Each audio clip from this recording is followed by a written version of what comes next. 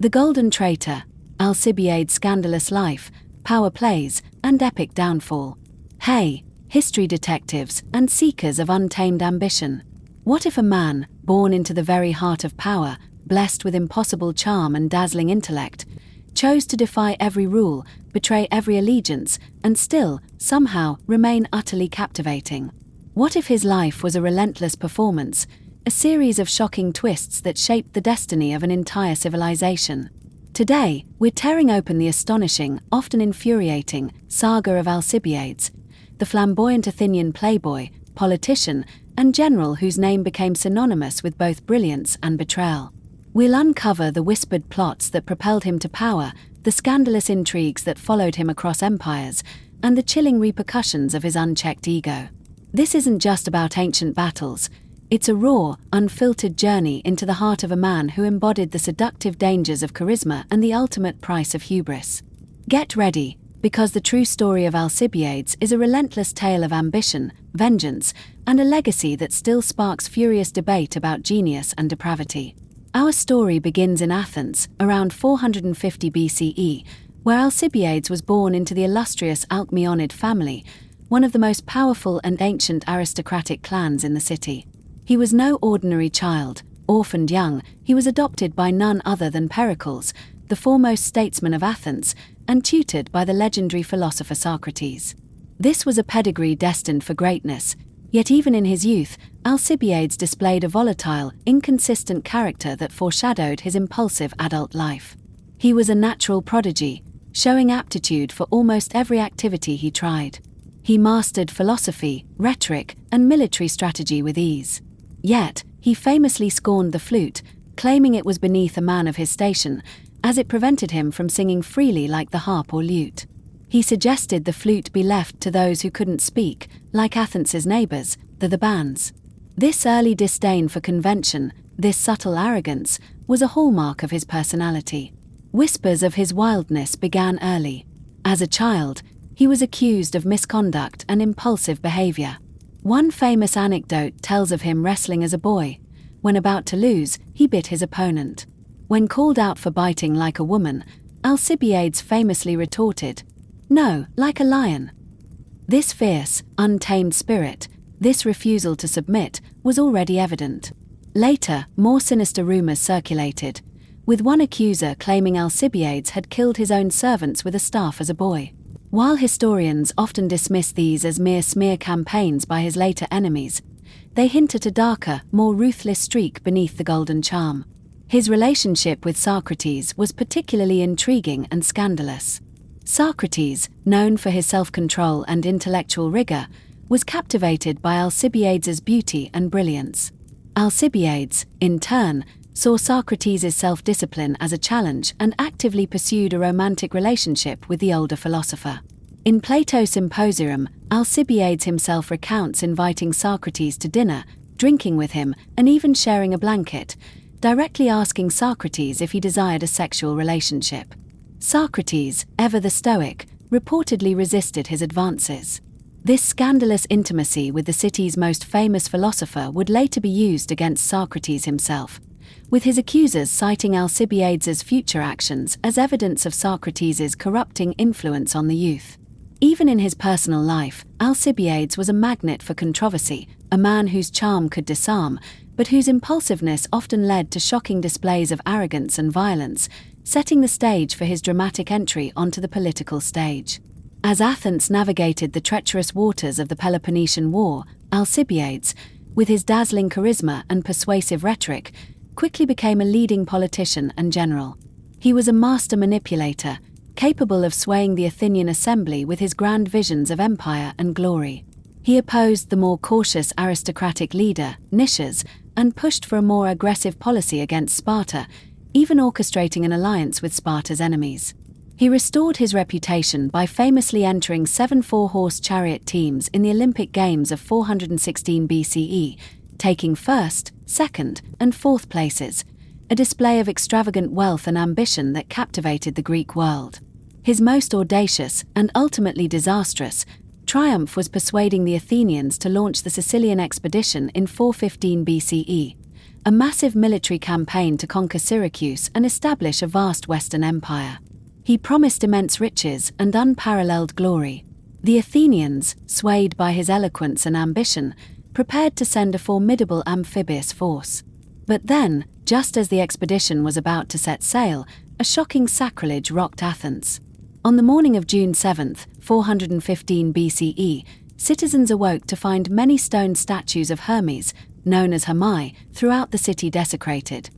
Their faces smashed and their distinctive phalluses hacked off. This act of blasphemy caused mass fear and outrage, seen as a terrible omen for the expedition and a direct assault on Athenian democracy. The inquiry into this heinous act quickly implicated Alcibiades.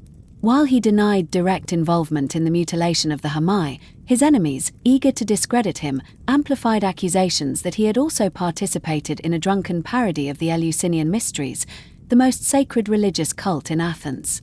These were not mere pranks, they were acts of profound impiety, punishable by death. Alcibiades, knowing his powerful supporters were about to depart with the fleet, demanded an immediate trial to clear his name. But his enemies, shrewdly fearing his popularity with the army, conspired to postpone the trial, ensuring he would be recalled later when his support was absent. As the massive fleet sailed for Sicily, a galley was dispatched to bring Alcibiades back to Athens for trial. Though he offered no resistance, the possibility of a death sentence was too great. He escaped at Thurii, fleeing Athens and, in a shocking act of betrayal, defected to Sparta, the very enemy he had sworn to fight. In Athens, he was tried in absentia, condemned to death, his property confiscated, and his name publicly cursed by the Eleusinian priests. The Golden Boy had become the ultimate traitor, his ambition and impiety leading him from the heights of Athenian power to the depths of exile and infamy. Alcibiades' defection to Sparta was a devastating blow to Athens and a massive boon to its enemy. He was welcomed as a hero, and with his intimate knowledge of Athenian military secrets and strategies, he became an invaluable advisor to the Spartans. He quickly adapted to their famously austere lifestyle, adopting their simple clothes and rigorous discipline, a testament to his chameleon-like ability to blend into any environment. He wasted no time in advising Sparta on how to cripple Athens. He urged them to assist Syracuse in Sicily, helping to turn the tide against the Athenian expedition. More crucially, he convinced the Spartans to fortify Decelia in Attica, a strategic move that allowed them to strike deep into Athenian territory, cutting off vital supply routes and silver mines. These were direct, devastating blows to his former city, orchestrated by his own brilliant mind. But even in Sparta, Alcibiades' scandalous nature couldn't be contained. The most notorious rumor of this period involved his alleged affair with Timea, the wife of the Spartan king Agis, while the king was away fighting. Gossip claimed that Timea became pregnant and gave birth to a son, whom she brazenly named Leotychides, acknowledging his true paternity. This blatant act of adultery with the Spartan Queen, a profound insult to Spartan honor, eventually made his position untenable. The king, furious and humiliated, sought his death. Ever the survivor, Alcibiades fled again, this time seeking refuge with the Persian satrap Tissaphernes in Asia Minor. Here, he once again adopting Persian customs and advising Tissaphernes to play Athens and Sparta against each other, weakening both sides to serve Persian interests. He hoped this strategy would eventually lead to Athens needing him back. He was a man without a country, yet a master of political maneuvering, a brilliant strategist who served only his own ambition, shifting allegiances with breathtaking ease. His ability to charm, persuade, and manipulate, regardless of his current loyalty, was truly unparalleled. As the Peloponnesian War dragged on, Athens found itself in dire straits. Despite his past betrayals, Alcibiades' military genius was undeniable. His successes against Spartan forces while serving Persia, his cunning strategies, and his reputation as a formidable commander made him seem like the only man who could save Athens from utter defeat. The Athenian fleet, still loyal to democracy, recalled him from banishment. In 407 BCE, Alcibiades made a triumphant return to Athens. It was a moment of immense national emotion. All charges of impiety and treason were dropped, his property was restored, and he was appointed strategos autocrator, general with supreme command of all Athenian forces. He led a grand procession to the Eleusinian festival, a symbolic act of reconciliation with the gods he had once offended. The city, desperate for a savior, embraced him with a fervor that bordered on obsession. He immediately set about rebuilding Athens' naval power and achieved significant victories against the Spartans, regaining control over vital grain routes. He was at the pinnacle of his power, seemingly redeemed. But Alcibiades' fatal flaws, his arrogance, his impulsiveness, and his inability to tolerate even minor setbacks would soon resurface. In 406 BCE, while Alcibiades was away, his subordinates suffered a minor naval defeat at Notium. Though it was a small setback, his political enemies in Athens seized the opportunity. They renewed their accusations, painting him as unreliable and dangerous. The fickle Athenian assembly, swayed by renewed whispers and old resentments, once again turned against him. Alcibiades, sensing the shift in public opinion and unwilling to face another trial, chose to retire from public life, retreating to a castle in Thrace. This was his final, bitter exile from the city he had loved, betrayed, and saved. Alcibiades' story, a whirlwind of ambition and betrayal, reached its dramatic and violent conclusion in exile. The exact circumstances of his death are shrouded in conflicting rumors, a fitting end for a man whose life was a tapestry of intrigue. After his final exile from Athens, Alcibiades sought refuge with the Persian satrap Pharnabazus II. He reportedly planned to travel to the court of the Persian king Artaxerxes I, hoping to gain new influence. But his enemies, relentless in their pursuit, would not allow it.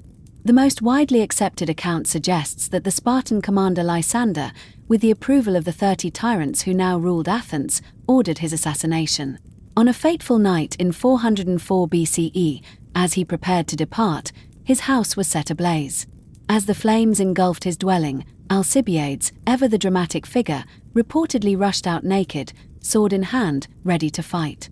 He was met by a hail of arrows, shot by his assassins.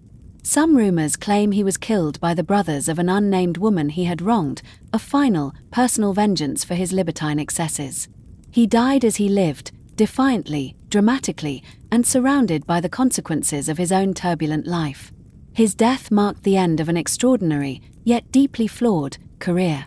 Alcibiades was undeniably a brilliant general and politician, a man of immense talent and strategic foresight. He could inspire loyalty, charm enemies, and adapt to any circumstance. Yet, he was also a demagogue, a traitor, and an opportunist, driven by an insatiable desire for personal glory and power, often at the expense of his city and his allies. His actions, from the sacrilege of the Hermae to his repeated defections, profoundly impacted the Peloponnesian War, contributing significantly to Athens' ultimate defeat. His legacy remains a complex paradox. He was a figure of immense talent marred by profound unscrupulousness, a man who could have been Athens' greatest savior but became its most notorious betrayer. His story forces us to confront the unsettling truth that genius, charisma, and ambition, when untempered by loyalty or moral restraint, can lead to both dazzling triumphs and devastating ruin. So, what are we to make of Alcibiades? The golden boy who bit like a lion, the brilliant general who betrayed his city, the charming playboy who seduced queens and kings. His story isn't just a historical footnote, it's a profound exploration of human nature, a chilling reminder of the seductive power of charisma and the destructive force of unchecked ambition. He was a man who broke every rule, challenging societal norms, political allegiances, and even religious piety. His dramatic rise, his shocking betrayals, and his violent end all paint a picture of a figure driven by intellect, ego, and a relentless desire to live on his own terms, no matter the cost.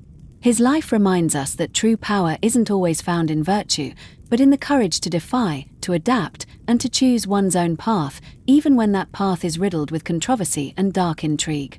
Alcibiades' tale forces us to confront uncomfortable questions. How much can sheer talent compensate for a lack of loyalty? Can a nation truly trust a leader who serves only himself? And how do we reconcile the undeniable brilliance of a figure with their profound moral failings? His name echoes today not just as a historical curiosity, but as a timeless archetype, the charismatic leader whose personal flaws become a nation's undoing. What do you think of Alcibiades' incredible, tumultuous life?